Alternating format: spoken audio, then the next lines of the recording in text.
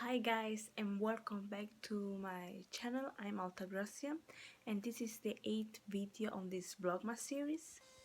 Today I'm gonna do a 60 personality test and gonna see what are the results. So yeah, let's go.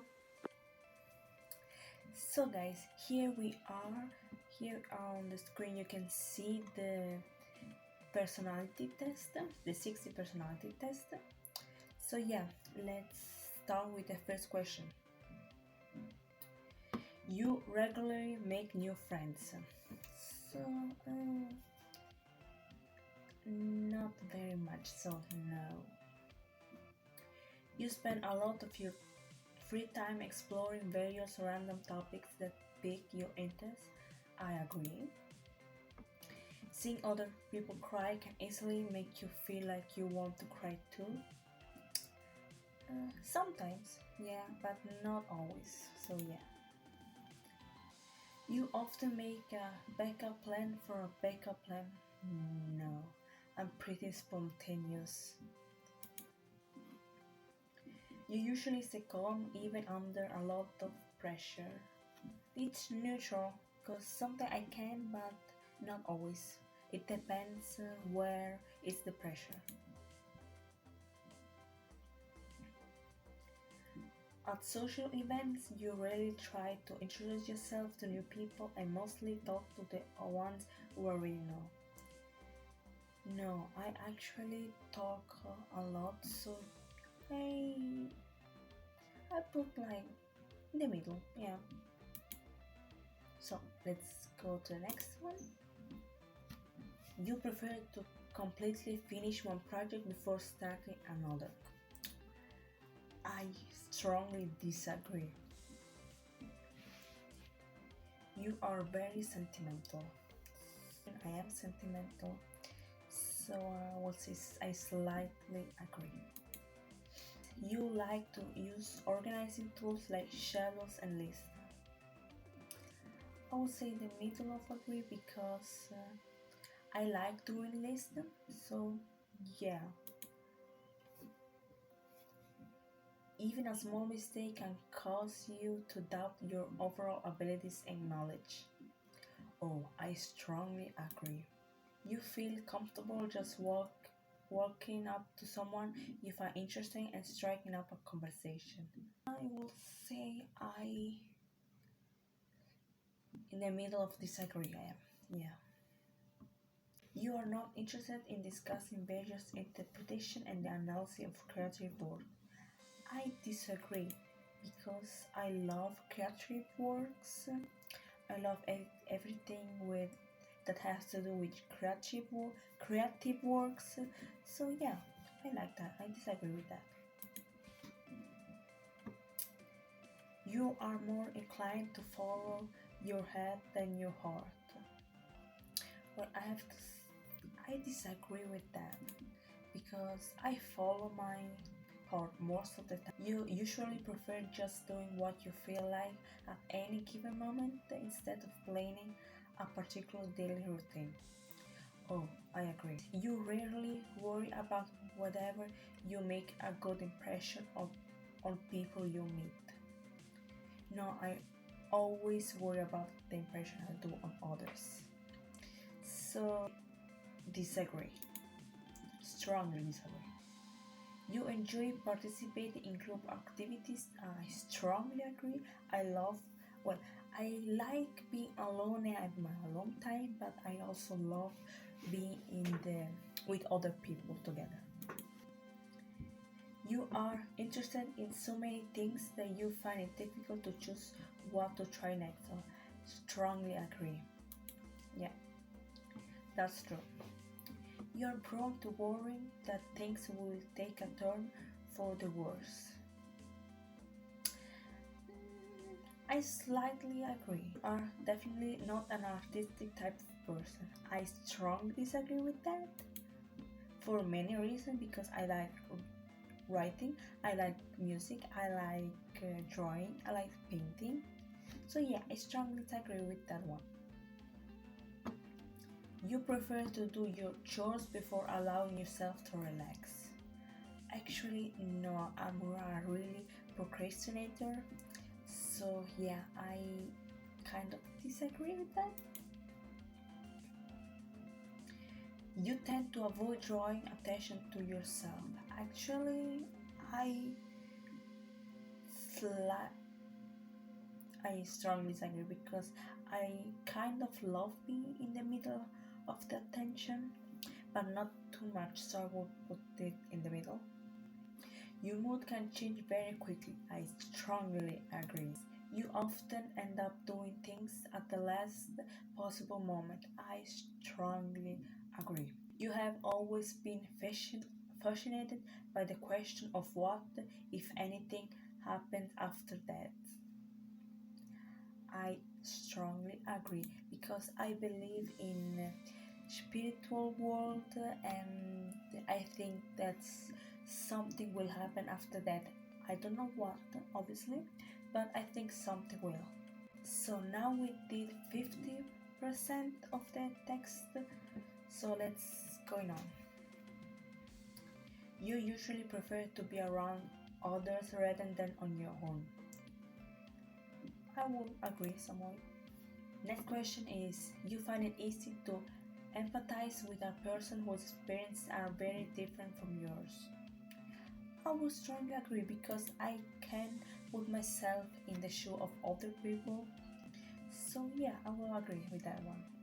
You rarely second guess the choice that you have made. I strongly disagree because I second, third, fourth, or fifth guess every single decision that I made in my life. And I'm sure that's not going. Question is, you enjoy going to art museum? I will strongly agree because when I went to London, I went to almost every museum that there were, and I loved every single one of them. I love museum. And I love that in London they are free. You don't have to pay to go to a museum. I love that. The question is, you avoid making phone calls. I will strongly agree. You often spend a lot of time trying to understand views that are very different from your own. I kind of agree because it depends which views are they. So we are in the next page now, and the first question in this page is, in your social circle, you are often the one who contacts your friends and initiates activity. I will kind of disagree with that one. You rarely contemplate the reason for human existence or the meaning of life. I kind of disagree because I do that. So the first question is, your personal work style is closer to spontaneous bursts of energy than organized and constant efforts. I strongly agree. You love a job that requires you to work alone most of the time. I strongly disagree. You know at first glance how someone is feeling. I strongly agree with that one. We are now at 90%, so I think this is the last page. Let's see. First question is, you often feel overwhelmed. I strongly agree. You struggle with deadlines. Oh, I agree. You feel confident that things will work out for you. I strongly agree because I'm a very positive person. And now we're gonna see the result. I'm gonna see you in a little bit. So the result already, I didn't see it yet, so let's see. It is, your personality type is mediator, INFP-T.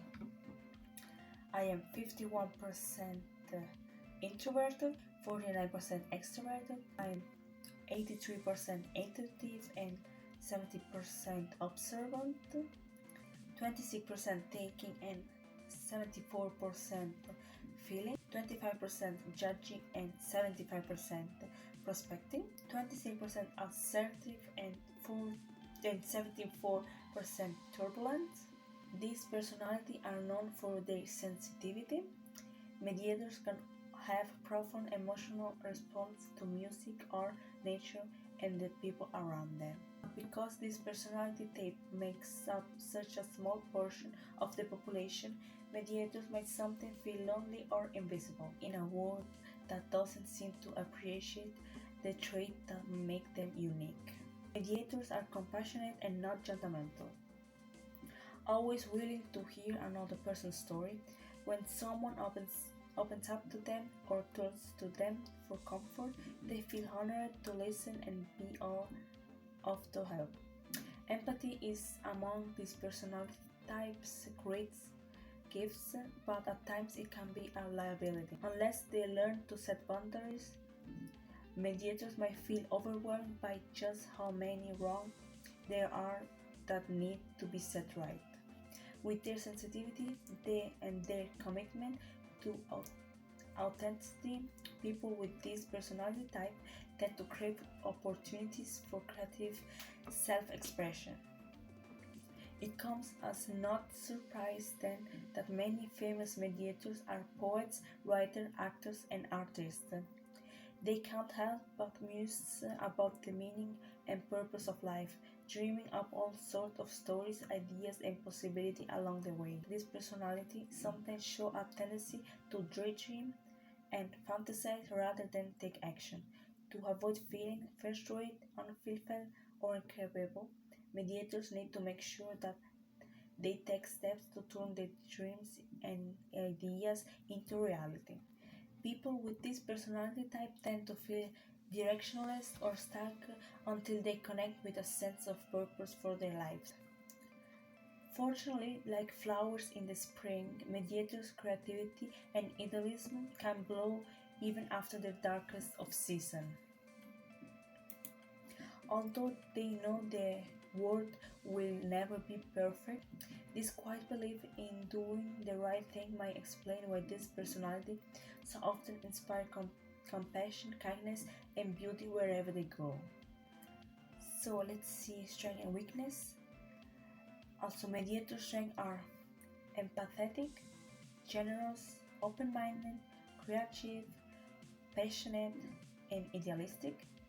Now let's go to the weakness, which are unrealistic, self-isolating, unfocused, emotional, vulnerable, desperate to please, self-critical. Mediators are dreamers and idealistic, especially when it comes to romance.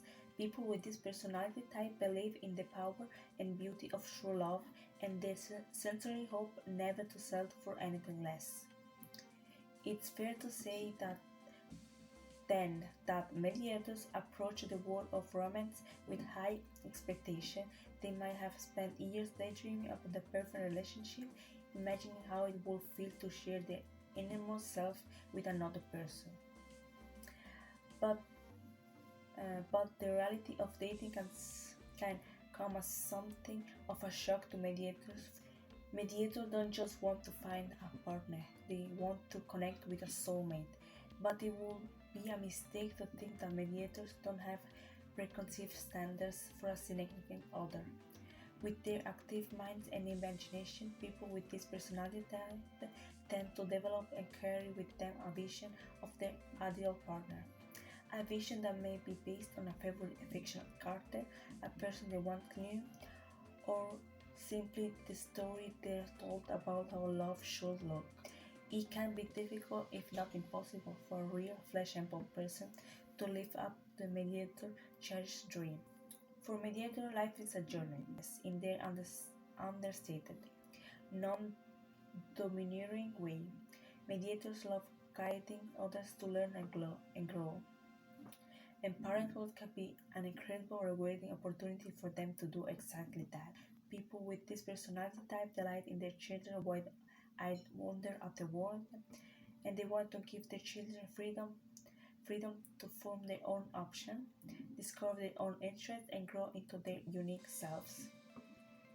Mediator parents counterbalance this freedom by creating a stable foundation of support and acceptance in hope that their children never forget just how much they are loved. Mediators might enjoy raising free spirits, but that doesn't mean that they totally hands off.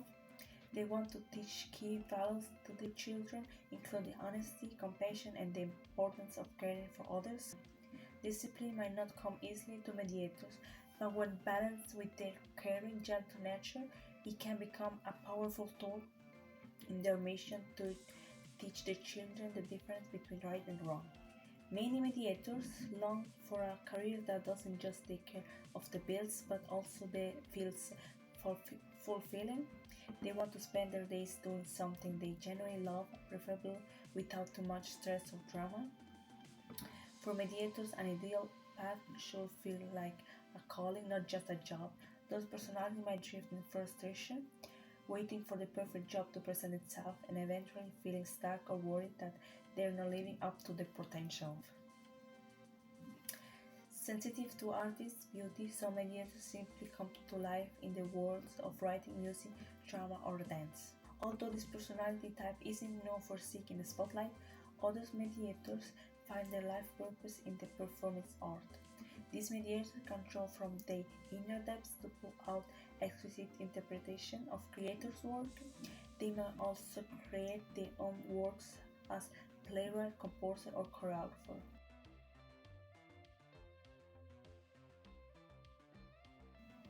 So, in conclusion, few personality types are as poetic as and kind-hearted as mediators. With their unique gifts, mediators can overcome all sorts of challenges and obstacles and brighten the lives of those around them in the process. To overcome those challenges, you need to have a plan, a personal roadmap, a vision for where you want to head and why. Knowing and accepting yourself is the first step to moving forwards and making positive change in your life.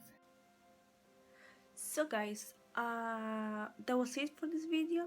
I hope you enjoyed. If you did, leave it a like and subscribe to the channel. I'll see you tomorrow with the ninth episode of this Vlogmas series. And yeah, bye.